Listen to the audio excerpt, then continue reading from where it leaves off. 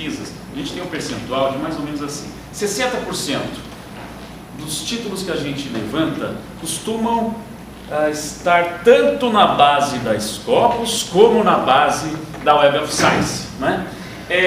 30% dos artigos, de 30% a 35% dos artigos estão somente na Scopus, em torno de 5% está somente na Web of Science, né? E alguns temas, quando você levanta os mais citados, estão todos na Scopus. Logicamente depende muito do tema, né? Mas no meu caso, no seu caso também, sustentabilidade e indústria 4.0 ou Smart Manufacturing, todos os mais citados estavam justamente na base da Scopus. A gente tem essa concentração de estudos na Scopus, por isso que muitas das vezes, né, quando a gente consegue identificar isso, a gente prioriza, porque num estudo bibliométrico, né, se a gente fizer a partir de muitas bases de dados, a gente tem uma dificuldade de uniformização, né? Essa necessidade de uniformização, ela se justifica quando há uma produção científica fracionada em diversas bases. Então, se houver um fracionamento, isso justifica, porque aí você vai ter uma dor de cabeça para fazer essa vinculação, essa padronização, um tratamento de dados para você conseguir ver qual que é mais citado, qual que é mais relevante, né? E se houver necessidade, você faz. Mas, se você percebe que 90% dos artigos estão somente na Scopus e você faz um overview, né, na Web of Science e vê que lá só tem um artigo e ainda assim com poucas citações, aí você pode, né, optar aí para, de uma forma justificada, ficar só com a Scopus pela facilidade da interface que a Scopus ela proporciona, né? Então isso vai otimizar os seus trabalhos. Bom, a gente estava aqui na página inicial, fizemos uma pesquisa, e a partir da pesquisa, turma, quando nós formos baixar os artigos, a gente vai no formato RIS, né? SciMatch, sempre vocês trabalharão com formato RIS. Só para achar o software, vocês mandei o linkzinho para vocês, né? Mas caso vocês queiram encontrar na internet, né? Só digitar SciMatch, já vai aparecer para vocês logo de prima, para vocês verem, né? Como eu fiz, coloquei aqui SciMatch e já apareceu como a primeira opção, né, a ferramenta para vocês baixarem no notebook de vocês. Uma coisa legal, turma, para mencionar para vocês é que esse software ele cabe no pendrive. Quer dizer, não só cabe, como ele é instalável no pendrive, diferente de outros, né? Você precisa fazer a instalação no computador, na raiz, né? Ele cabe uma instalação removível, né? Então, por exemplo, você pode colocar no pendrive o seu próprio SciMatch, aí você vai para o computador aqui da FEG e você não precisa instalar o SciMatch no computador da FEG. Ele vai estar só no pendrive, você consegue abrir do próprio pendrive. Então, um arquivo leve, né, que vocês podem removê-lo e não instalar no computador que vocês vão usar, né? Aí vocês vão entrar nessa página, e aqui na página, pessoal, vocês vão fazer o download, né? Vai estar bem explícito, né? Que você pode baixar o programa. Depois de baixado, ele vai ter uma interface inicial um pouquinho sem muitas informações, né? A gente vai ter que alimentar com alguns dados inicialmente. A primeira coisa que nós fazemos, pessoal, é atribuir um nome para a pesquisa. O ideal é que essa atribuição ela seja feita, né, de acordo com o projeto de cada um. Então vocês façam uma nomeação, né? Então, identificação de resíduos sólidos, né? Indústria 4.0. Aí, pessoal, feito isso, Primeira coisa que nós vamos fazer é baixar o programa. A gente vai colocar na opção em RIS, maio a partir de 2014. Né? Aí vocês vão colocar os dados de uma forma bruta. Né? Por quê? Nesse primeiro momento não houve tratamento das informações. Então vocês vão ver mais adiante que essas informações estão completamente dispersas, digamos assim, dentro de alguns compartimentos do software, né? Então, pessoal, vou passar para vocês as formações dos clusters, né, para vocês verem como funciona esse procedimento. Primeira coisa, para vocês formarem um cluster, vocês vão na seção de grupo. Depois da seção de grupo, vocês vão em palavras, né? E depois de vocês irem em palavras, vocês vão aqui no grupo manual, né? Acho que coloquei, não coloquei antes, né? Vocês vão na opção aqui de fazer os grupos de palavras manualmente.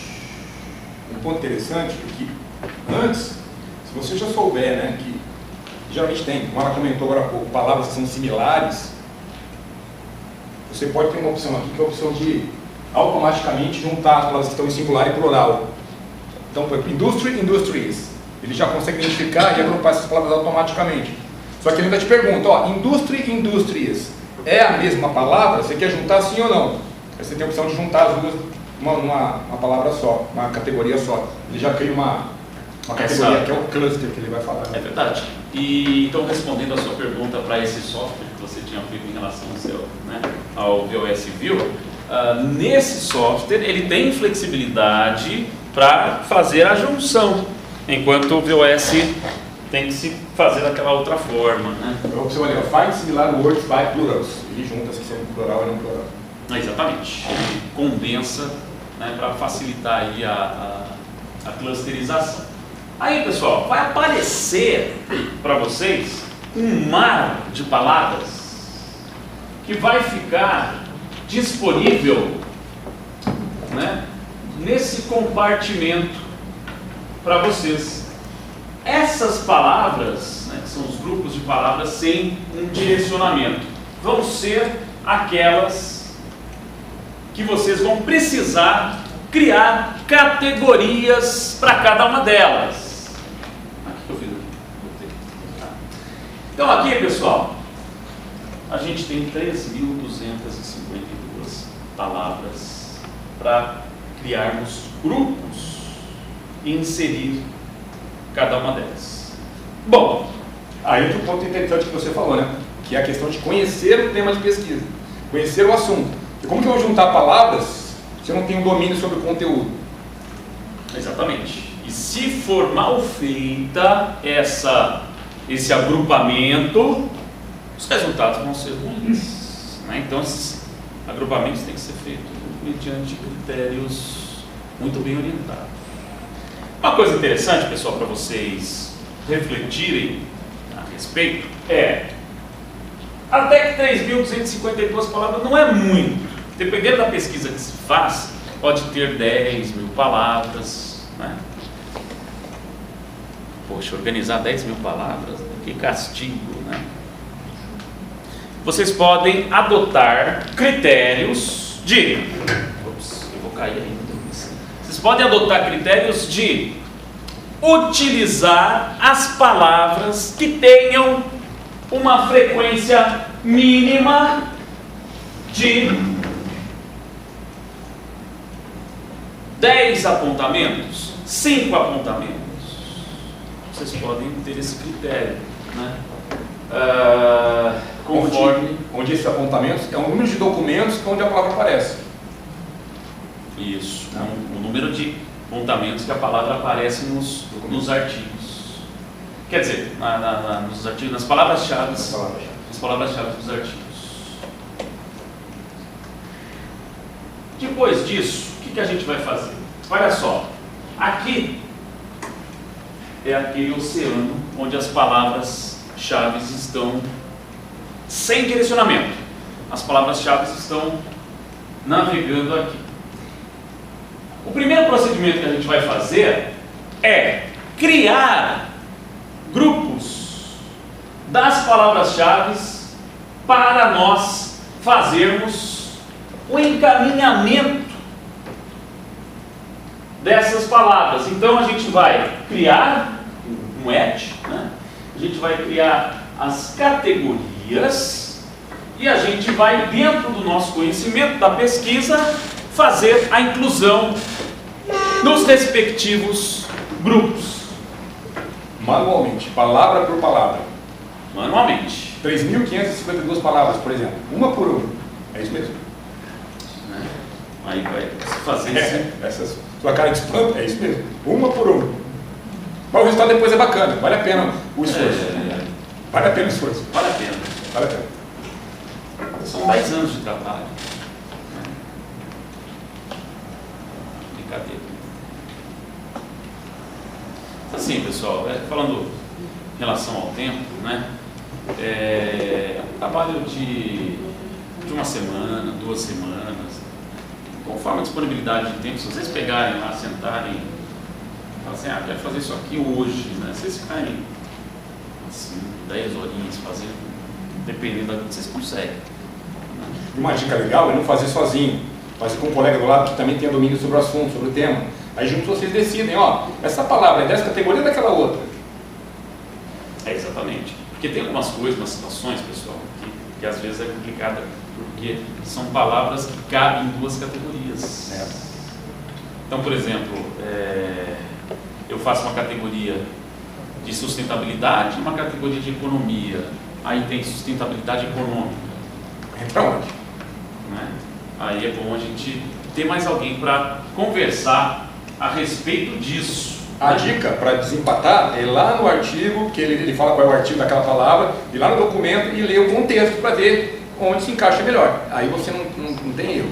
É ler o contexto onde a palavra aparece. Exatamente.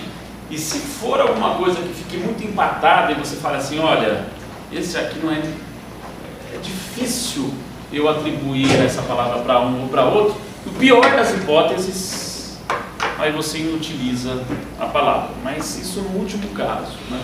Caso haja um empate assim severo, né? Aí, pessoal, o que a gente vai fazer? Olha só,